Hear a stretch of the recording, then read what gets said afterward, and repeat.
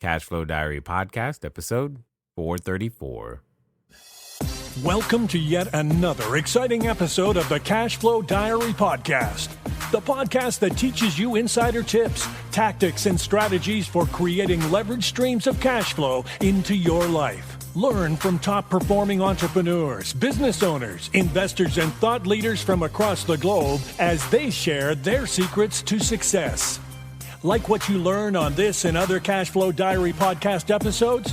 Go to learninvestingnow.com and sign up to receive powerful tips and information that will help you succeed as an entrepreneur and investor.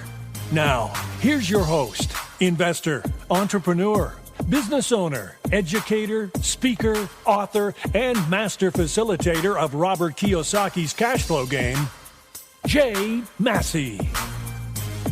All right, ladies and gentlemen, welcome to another episode of the Cashflow Diary Podcast. My name is Jay Massey, and I'm glad that you're here today because we are going to talk about something that I think is either plaguing you or, dare I say, the reason for your success or the lack thereof at this moment. Whether you realize it or not, it's part of you building your business. And I know some of you are wondering, what could that be? I mean, Jay, we've talked about sales, we've talked about products and ideas and all kinds of things before. What could we be talking about this time? Well, today we're going to be talking about the art of connection. 7 relationship building skills every leader needs now, not tomorrow, right now. That is the title of the book, because here's the thing. As a leader, one of the things that you are managing, maintaining, and constantly building are relationships, whether that be with vendors, whether that be with your customers, whether that be with suppliers, whatever you call them, you have to build these relationships. And being good at it is just necessary. And at the end of the day, we could all use a little bit more help. So I have with me today the author of The Art of Connection, Michael Gelb. Now, you may remember him from a book titled How to Think Like Leonardo da Vinci, 7 Steps to Genius Every Day. He has written 15 books, 1 million copies across all of his books sold. And what's really cool is that he says that he's been doing this thing for 38 years, but warming up for the next 38. So I'm excited to hear what he has to say about relationship building skills and how it's going to help you and I in business. So help me welcome Michael Gelb. Michael, you there? Yes, I am. Thank you. I am glad that you have made the time to be here. I got to be honest. I'm somewhat nervous and excited at the same time, because when I think about relationship building skills, I think it's a necessary skill. And yet at the same time, I'm like, I'm going to ask questions. I'm going to find loopholes or things that I'm actually not doing well. So this is going to be good, I think, for everybody. But that's the good news. Actually, that is the very first chapter in the book about embracing humility. And it's only that attitude that will allow us to continually improve our relationships. The people we have to worry about are the people who think they're really good at it. People who think, oh yeah, I'm a really good listener. So they don't work on it. And they're the ones we have to watch out for. So No doubt. No doubt. So before we get too far in, let me ask you the same question I tend to ask everybody else, because I'm curious to hear your answer. You ready? Sure. All right. I tend to look at today's entrepreneurs a lot like yesterday's superheroes, Batman, Robin, Wonder Woman, the Hulk, etc. And I think entrepreneurs and superheroes have a ton of things in common. Chief among them is the fact that as an entrepreneur, occasionally I can close my eyes and envision myself using our products and services to save people from themselves. And who knows, when my eyes are closed, I'm probably wearing a cape and tights. But also, like a superhero, there's a time where an entrepreneur has a beginning. So if you think of like Spider-Man, for example, there was a time where he was just a kid going to school, taking some photos, trying to make ends meet. And then one day this event happens. He gets bit by a spider, discovers he's got this newfound ability and has to use it for good or evil. So my question to you is as follows. Before you've been known for, obviously 15 books and leading seminars for organizations like DuPont, Genentech, Merck, Microsoft, Nike, Raytheon, YPO. You've done a lot of things. Before all of that, what we want to know is, who is Michael Gelb? Mm. Oh, well, before all of that, he was a person with an unbelievable amount of energy, and he still is. Well, you said warming up, so yeah. Yeah. Yeah, my mother said that when I was born, she said, "Oh my God, the energy, what am I going to do with this?" Yeah, no doubt. I got expelled from nursery school. Really? Because yeah, I asked too many questions. I wasn't, I wasn't good at, in those days they had this, one of the things you got graded on was what they called deportment, Okay. which then later became known as behavior. Interesting. And I didn't get good grades in that. That's fine. That's fine. We all start somewhere. Yeah. So, but I had all this energy, and the question is what to do with it. And when it came time to, so the answer to who I am is this just unbelievable core of potential energy with curiosity around how to utilize it in the most useful, intelligent, and joyful way. So Interesting. that's what led me to create my own business. I mean, I've never actually had anybody pay my health insurance. Interesting. I'm 100% Yeah. full entrepreneur from day one. I've always run my own business, always made stuff up based on what I thought could help people, would be of service to others in a way that fit with what I like to do. Mm-hmm. And in the beginning, I got to tell you, I wasn't even focused on the cash flow aspect of it. I just thought I want to just have fun and do what I love to do and enliven and illuminate people. And people started hiring me, and then they started paying me. And I just thought, wow, this is so cool. Money just started flowing in. I didn't even think about it. Eventually I thought, okay, I guess I'm running a business now because I'm making all this money. That would be the case. Yes, that sounds right. Yeah. So that's just continued. It's just been, that's just what, the way it is. So, and having said all that, this particular new book, The Art of Connection, Mm-hmm. Relationships, part of why I felt compelled to write this is I realized that a core aspect of my success and fulfillment in this career thus far has been based on creating relationships with people who, many of whom I've known now for decades. Right. A lot of clients became friends, still are friends. And what's really, when I've been doing this for as many years as I have, what's wonderful is, a lot of my first generation of clients are all retired long ago. Because when I started, my clients were all older than me. Mm. Then I have there's a generation of clients who are around my age. Now they're all retired too. So my clients now are the people who were junior to those people who were the successors to my original clients.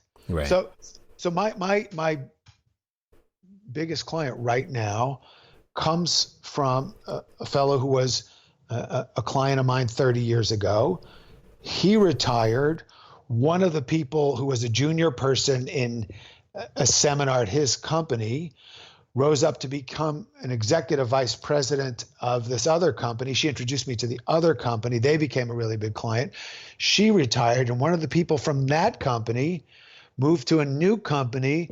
And the first thing she did once she got settled there was get me engaged to help them with their vision and their mission and their values and be more creative and be more effective in building relationships with all their stakeholders. So that's a little bit about.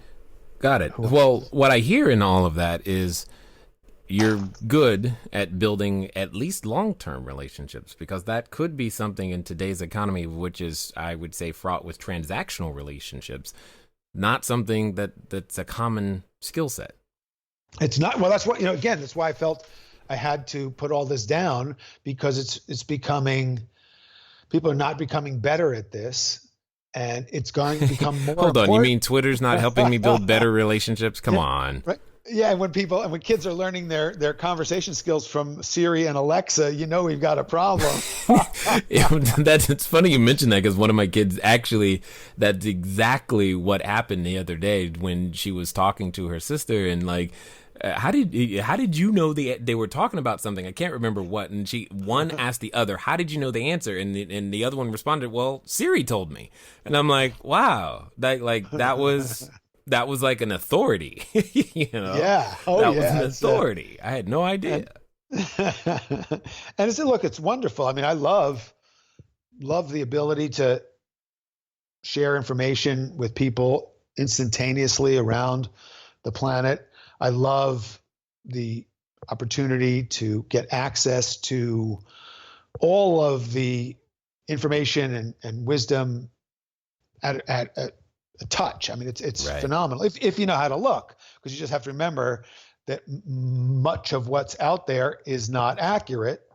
So, one of the quotes I put in the book, where I talk about this a little bit, is part of what we're up against, and I checked all the references for this book, and whenever possible, I went back to either see the original book or journal that the science came from, or what I try to do is I actually contact the researcher and I ask them, is this what you really said and what you really concluded? So I've learned to be really diligent about that, especially in my recent books, because it's become more important.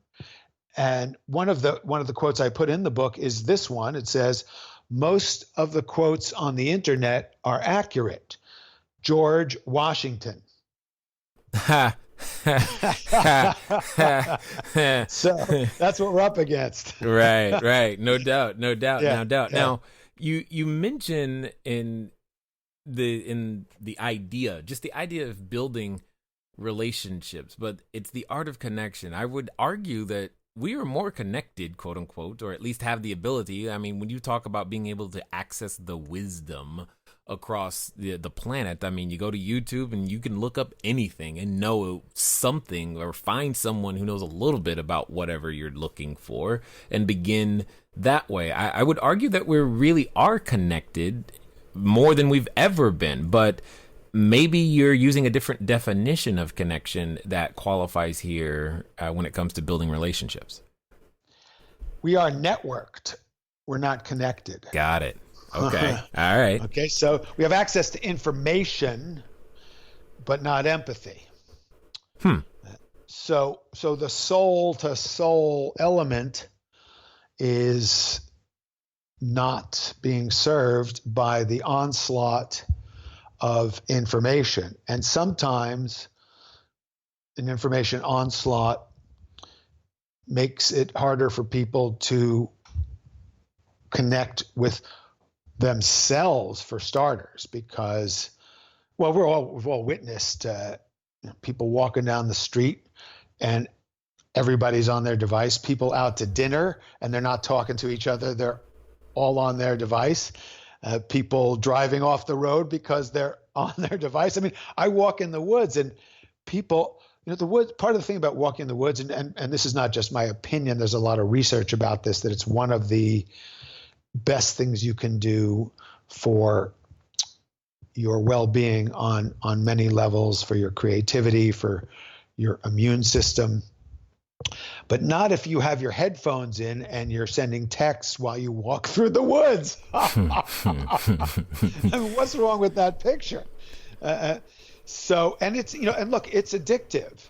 The people, we think of the people out in Silicon Valley, they seem so hip, they're wearing t-shirts and sneakers. They don't seem like the same evil corporate types who purposely got people addicted to cigarettes and didn't mind that, despite the research that showed that they'd get lung cancer and emphysema, and we don't think that they're like the people who said, well, let's just put more sugar in this food because we don't care if people die of diabetes and obesity because it's addictive and we'll sell more product. So nicotine is addictive, ruined a lot of people's lives. Sugar is addictive, ruins a lot of people's lives. But your device is more addictive than both of those things.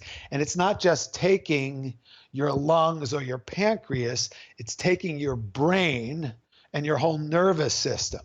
So it takes tremendous, you have to be a martial artist. You have to be a samurai.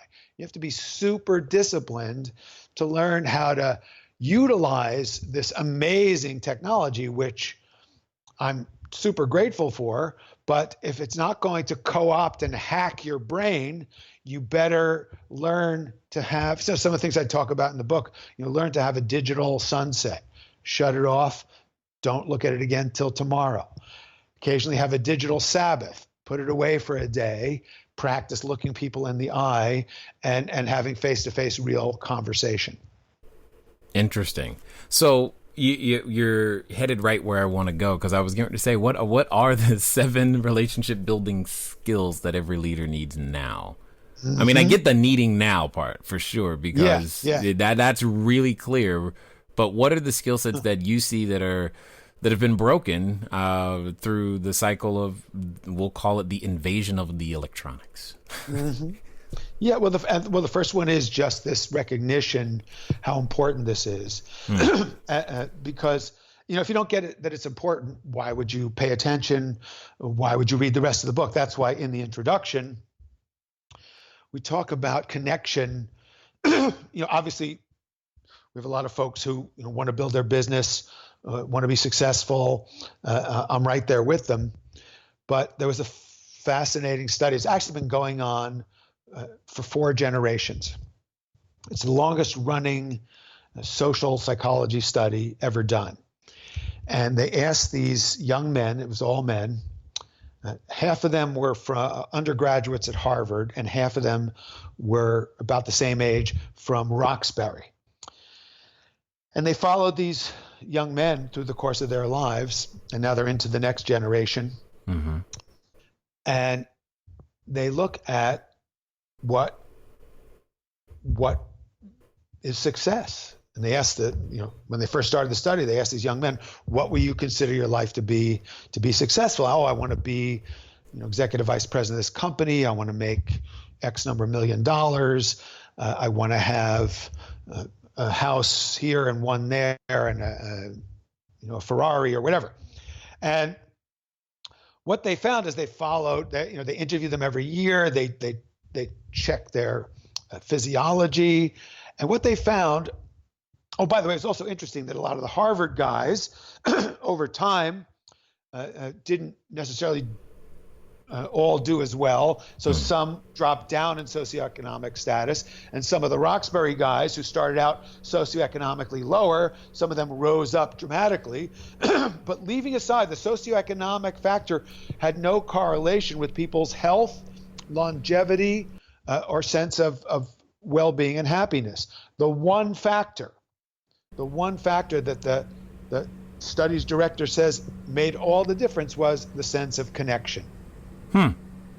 So connection is the greatest predictor of longevity, of health, and of happiness. And it's my thesis also that it's what's going to make you really successful in business over time. So that's the first thing, is get that this is about how to be a happy person and a successful person. Because, if you think you're successful, but you're not happy and you're sick, that's not my idea of success. My idea of success is you're healthy, you're happy, you have wonderful relationships, and you have wild abundance, and you can do whatever you want with it. Yes. There's something that you said, though, that I also think bears emphasizing, is the fact that you said over time. Yeah. As opposed to what we could think is immediate or quick, simply because, you hear of individuals, especially today, because as you said, we're very well networked, who started, and they're online account the beginning of this year, and now they've got all of these things going on. Or you hear, XYZ business just sold for all of this, and it only took 8 months for them to have all of these things. And that can leave one with the impression that, well, relationships honestly don't matter. All right, everybody. Thanks for listening, and I'm glad that you are enjoying what you are hearing thus far. But here's one of the things that's really important.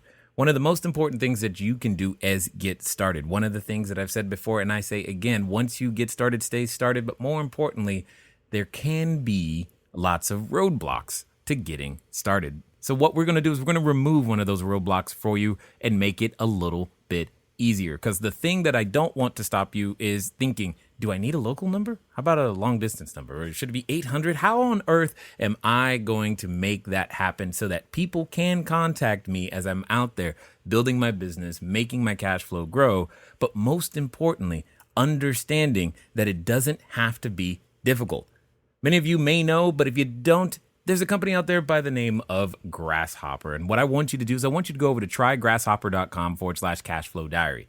Grasshopper is the entrepreneur's phone system. It works like a traditional phone system, but requires no hardware to purchase, no software to install. It's just a number that flat works. So if you are out there building that distributed workforce across many different locations, it's a way for you to still go out there and make your number be unified, simple, easy to use, something we've been using for quite some time. So again, go over to trygrasshopper.com/cashflow diary. Now, let's get back to the rest of the story. Well, that's the thing is, knock yourself out. I mean, if you can make $1 billion in the next 6 months, do it. And then read my book afterwards. Right. I got you. But this, if it weren't about more than just money, if it weren't about, once you have I guarantee, look, I know people who've succeeded just at the highest levels. And all of the two types, actually, some who are never satisfied, so they're constantly miserable, even though they have just vast amounts of money, and they tend to become less and less pleasant to be around, or other people who've just done incredibly well, and they realize that they've got to go deeper to find more meaning in their lives. And they realize that relationship is the most precious thing in their life. And so either way, this is about, success. I want people who are listening to our conversation to be as successful as they might ever want to be. And I prefer that they be happy and healthy and not, it's great. There's a section in the book where we talk about the fact that emotions are contagious. So be careful what you catch and you spread. And it turns out that when people are obnoxious, when they're self-centered, when they are self-aggrandizing, when they put other people down, it turns out that although some people can get away with doing that and seem to be successful for a while, in most organizations, this becomes very expensive because people don't want to work for that kind of person. And now, more than ever before, younger people want to work in positive environments. They want to work in a place where they can express themselves, where they feel that they're being valued, where they contribute to something useful, and they can make a lot of money. In other words, we used to think that there was a mindset that said, okay, well, we have to exploit the resources of the earth, and we have to take advantage of people in order to do well ourselves. And that's just tough. And then those people felt guilty and they didn't want to go to hell. So they said, okay, now I'm going to donate a library or a wing of a hospital. I mean, that's the old model. It's like corporate social responsibility. That's like, okay, we're going to set aside some money to fix the problems that we've caused. Yeah, right. So this is an old model. The model that I encourage people to take is make the world a better place, make people happy consistently, treat everybody with dignity and respect, bring out the best in everybody you meet. Emotions are contagious, so you spread energy, joy, positivity. It's uplifting to be around you, so the best people want to come and work with you. Clients like you, they want to do business with you. You go out of your way, you treat everybody with dignity and respect, wherever they are on the proverbial totem pole. And then, first of all, then your life is just more joyful every day. Mm-hmm. And people want to be around you, and they're more engaged and motivated. And over time, you'll make way more money. Yeah, I totally get that.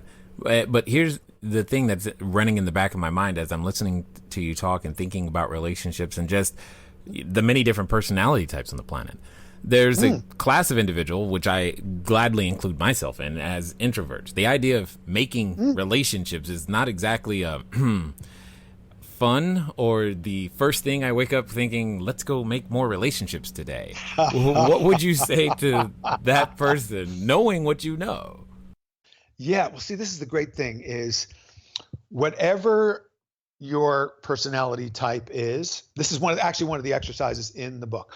There's a chapter called Transcend Fixations, and we have you look into what's your personality type. You can use any one of the different personality profiles, but one of the simplest distinctions that almost everybody can relate to is introvert or extrovert. So It's great that we're having this conversation. I'm a wild extrovert. You've said that you're an introvert. So what we need to do, we would be in the opposite ends of every room, I'm sure. But here's the great thing. And it's important to do the opposite of what your habitual proclivity is. Okay.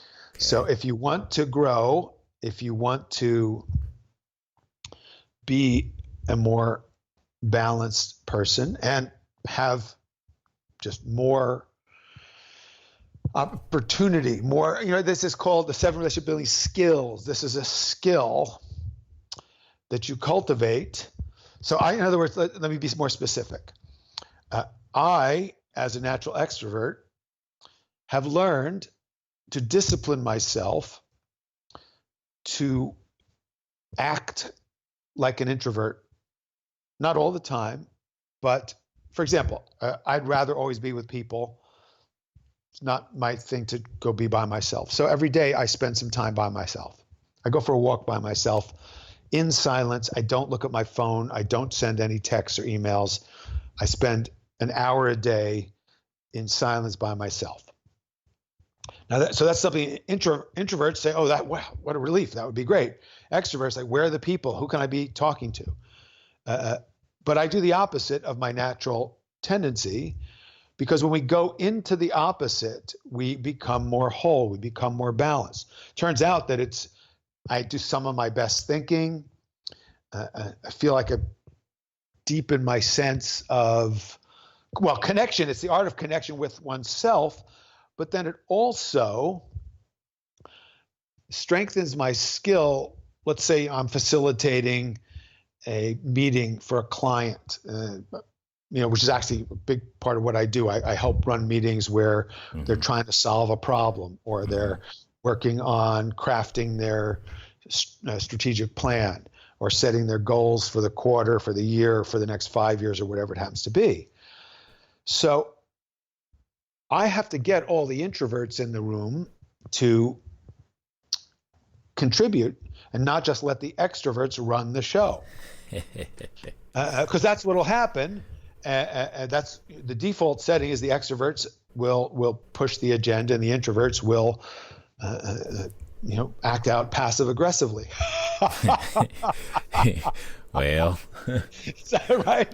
So But the other thing is the introverts might have some really, really good ideas, but they don't have the skills at championing those ideas and expressing them. So I have developed a sensitivity to those introverts, and I've learned how to connect with them and draw out their ideas. And I know how to get the extroverts to be quiet, because I want to learn to be quiet myself. Do you know what I mean? It's like I have real credibility. I can really do this because I can really connect with people who are different than me, because I've gone in to walk in their shoes and look at the world from the point of view of people who are different than I am. And that is a skill that is a core leadership skill. You know, if you just want to surround yourself with people who are just like you in your company, well, then you're all going to have a giant blind spot, and it's not going to serve you as well as having a diverse group of people who you then know how to bring out the different perspectives. You'd be way more innovative. You'll see things you wouldn't see otherwise. Yeah, and that's one of the things that I'm often trying to be aware of, is making sure that everyone that's around our own organization is as different from me and each other as humanly possible, because I want everybody to bring something to the table in that regard. Now, when it comes to building this skill, I like the idea of what you're saying, is like putting yourself in an intentional situation to be the opposite of you know where my natural proclivity might be. But I got to be transparent here and tell you, when you say for me, that would be go put myself in situations to where I'm around people. I suddenly, when just that thought, I just go, I'm tired. I want to go sleep. That is not like, can we go back to where was that walk in the forest, right? That sounded you do much that better. Sorry. Yeah. No. So yes. Go ahead. I was gonna say, how does you said you just disciplined yourself. What does that look like for those of us that are looking to grow these organizations? We all want to be able to connect with our people, whether they be our customers, vendors, or what have you. What does that look like in practice? Yeah, well, in practice, what it looks like is getting up and going and introducing yourself to 5 people when you walk into the room as an introvert. And just it's the classic thing, feel the anxiety, do it anyway. Oh my God. My wife would freak out if I ever did that. She's like, "What? Who is this? Are you okay?" Yeah, she would actually wonder if I was okay.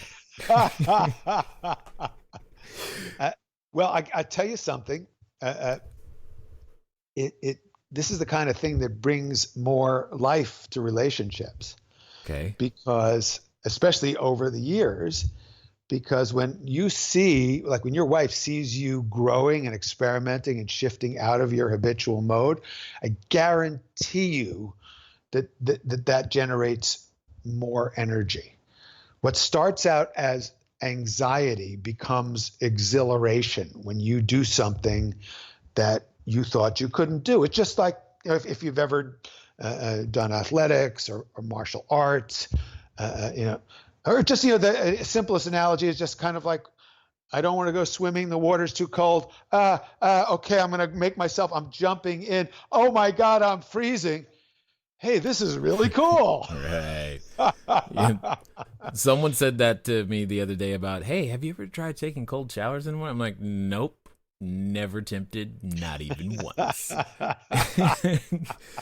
That's not a thing for me at all. Well, I'll tell you, I mean, I had a client in Sweden, and they had some estate somewhere where they took us in their boat, and we went to this estate, and it had this big dock. This was a senior team of this Swedish shipping company, and the part of their ritual was all of the guys would get up first thing in the morning, take off all their clothes, run down the dock, and dive into the Baltic Sea. Yeah. Now, and I can't even begin to tell you how cold this was.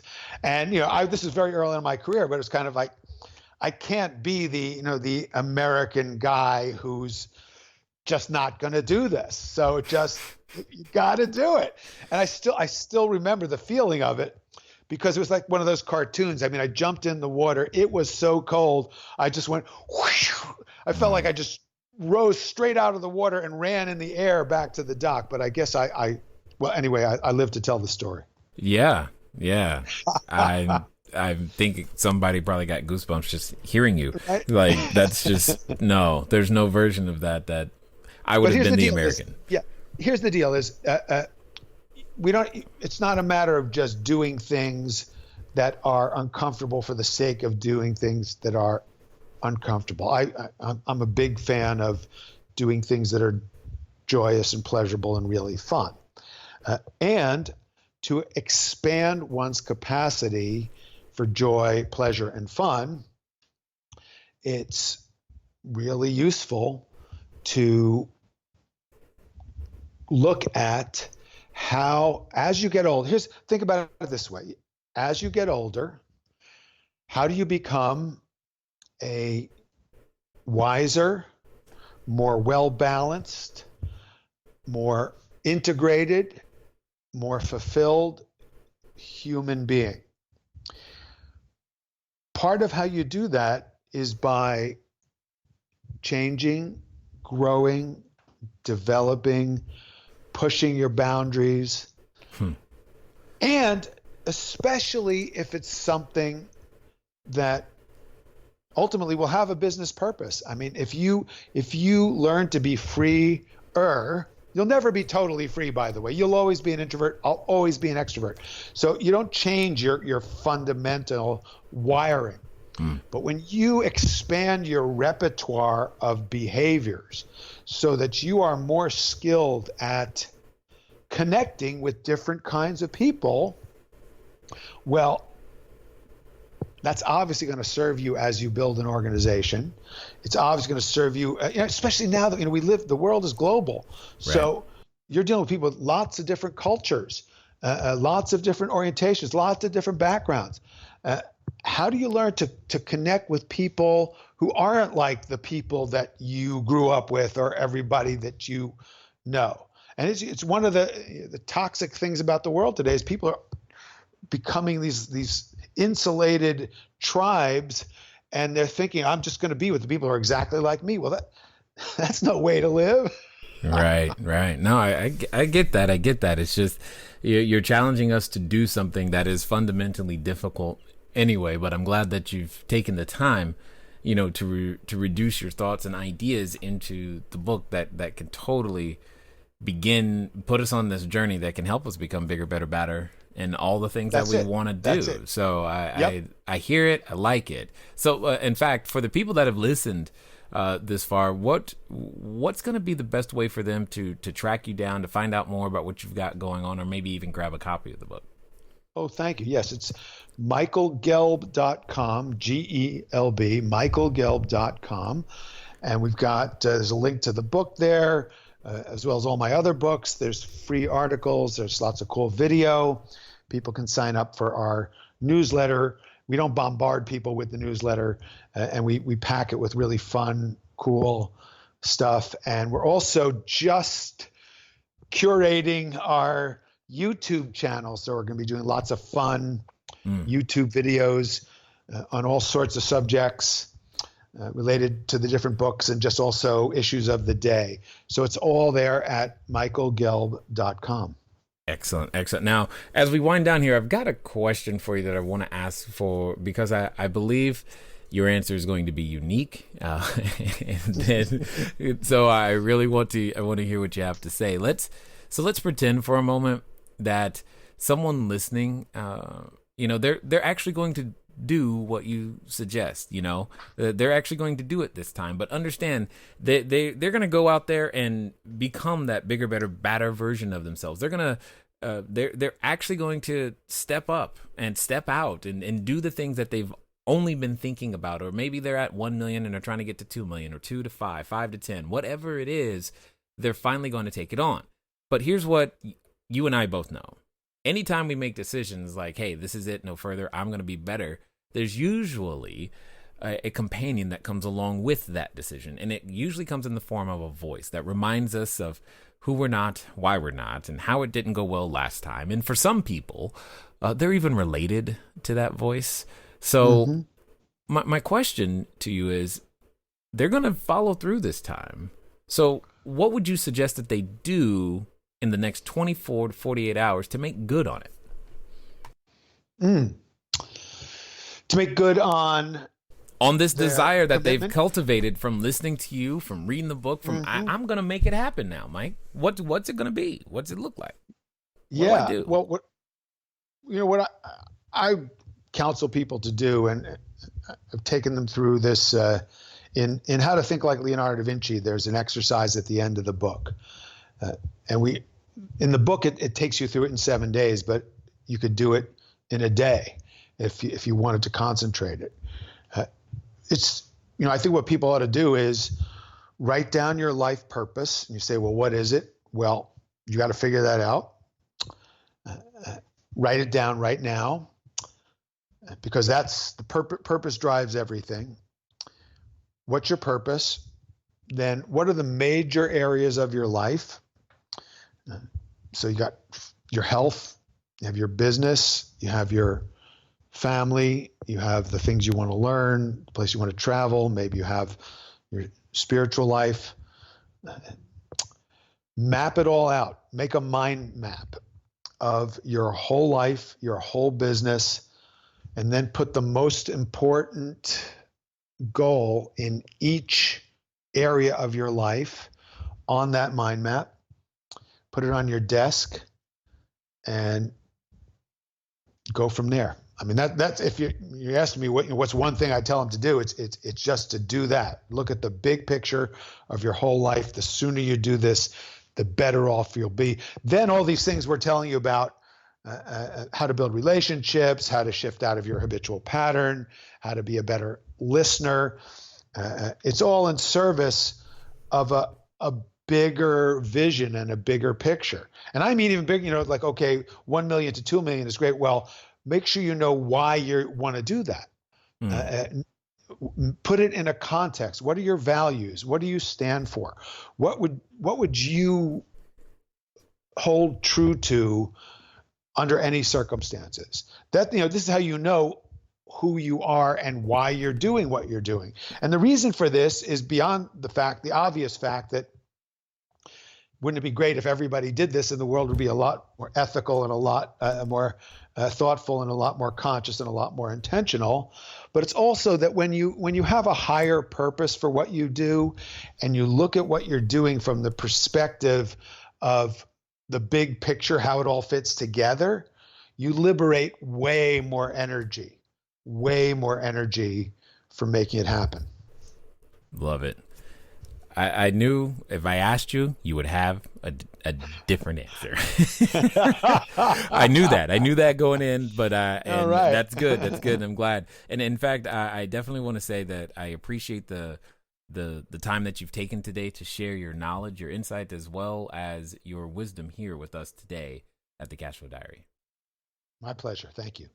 All right, ladies and gentlemen, you know what time it is. It's time for you to move at the speed of instruction. What does that mean today? Today it means michaelgelb.com. Why? Because you heard something. Relationships are key. You, in fact, are probably, if I'm going to take a guess, you're probably having trouble with a relationship right now. So get it straight. Go grab the copy of the book.